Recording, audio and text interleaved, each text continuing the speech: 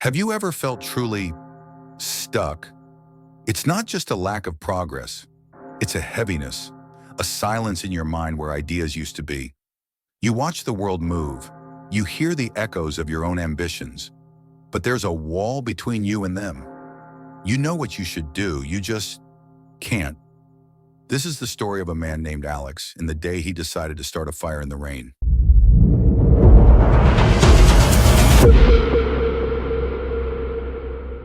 Alex lived in a small apartment that always smelled of old coffee and damp paper. His desk, facing a brick wall, was a museum of abandoned projects. A half-written novel, a business plan for a cafe, sketches for a board game.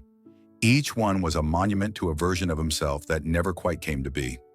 For 2 years, his nightly ritual was to sit at that desk, feel a dull ache of expectation, and then retreat to the sofa, defeated.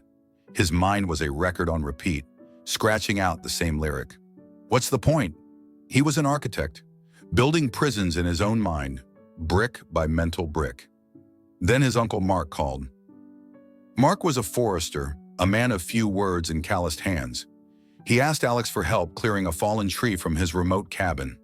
Alex, desperate for any escape from his own four walls, agreed. The cabin was a 6-hour drive north. As Alex's car climbed into the mountains, the world changed.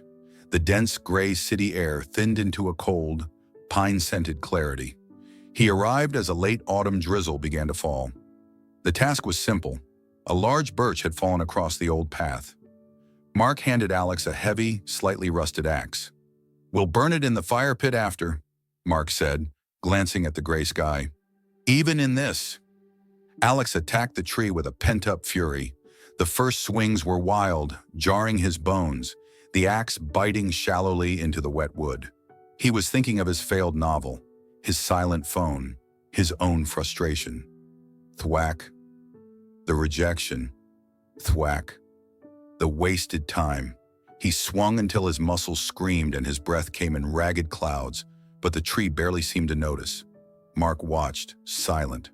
Finally, he said, "Your mind is in the city. Your arms are here. They're not talking to each other." He walked over, placing his own hand on the axe handle, below Alex's. "Don't fight the wood," he said, his voice low and steady. "Listen to it. The grain has a story. Find the rhythm of the fall, not the anger of the swing." Alex took a breath that felt like his first in years. He stopped trying to kill the tree. Instead, he focused. He saw the slight split where it had fallen. He felt the natural weakness in the grain. He lifted the axe, not with rage, but with intention. The swing became a thump, not a thwack, a clean, deep bite. In that moment, Alex had his first realization.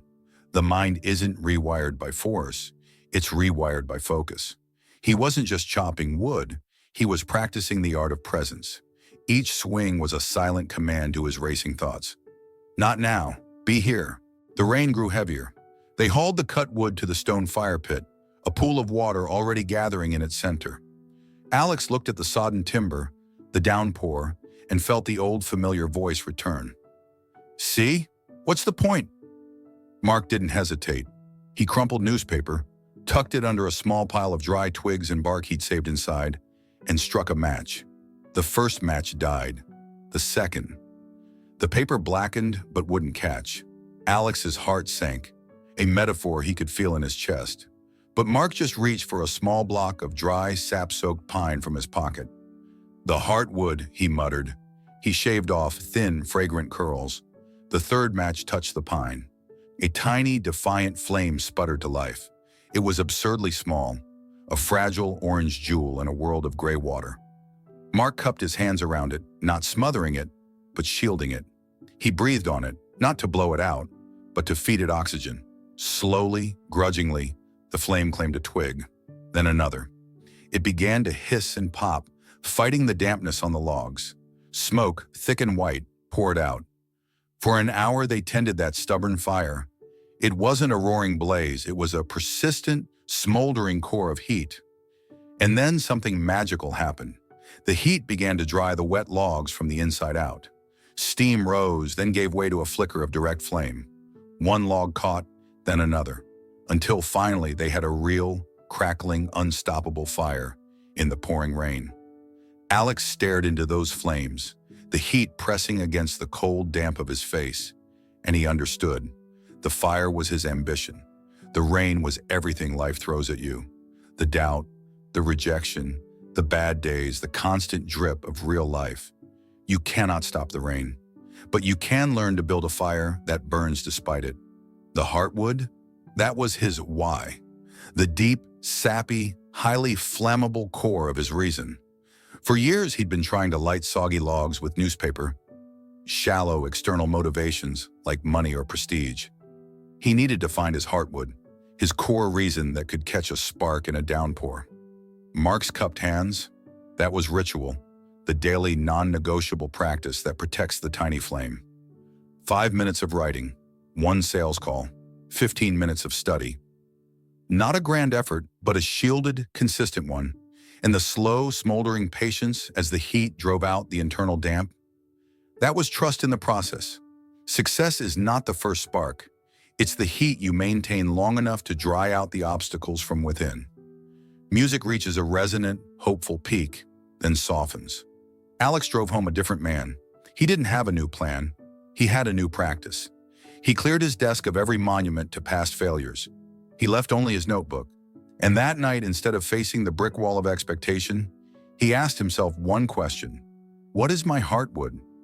Not what he thought he should do, but what idea, if it caught fire, would burn with a heat so pure it could dry out his own doubt. He wrote 1 sentence, then another. They weren't perfect, but they were his. You are not stuck because you lack a path. You are stuck because you've been trying to chop wood with a distracted mind and light a fire in the rain with the wrong fuel. So start small. In the rain of your current life, find your Heartwood. Shield the first tiny flame with a ritual so simple you can't say no to it. And tend to it, not with the expectation of a bonfire tomorrow, but with the trust that consistent heat transforms everything from the inside out. The world is full of people waiting for the rain to stop. Be the one who learns to burn right through it.